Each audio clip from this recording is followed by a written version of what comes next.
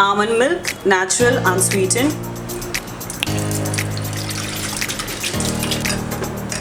1 cup ice, some fresh blueberries.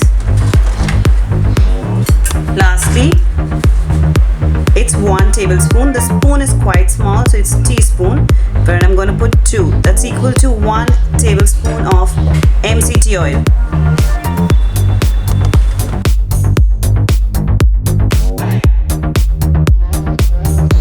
And our breakfast blueberry smoothie is ready.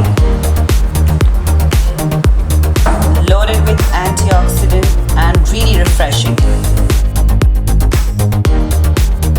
Thank you for watching and request you to please subscribe our channel, hit that bell button so that you get intimation of all our videos. We do videos on nutrition, training, that's TTLJ, and Mex Core Pilates. So everything you require about fitness on one platform, that's BodyProCoach. Alright guys, so make sure that when you go to the playlist, you want to go through the playlist completely, that you have all those things that you need to get fit.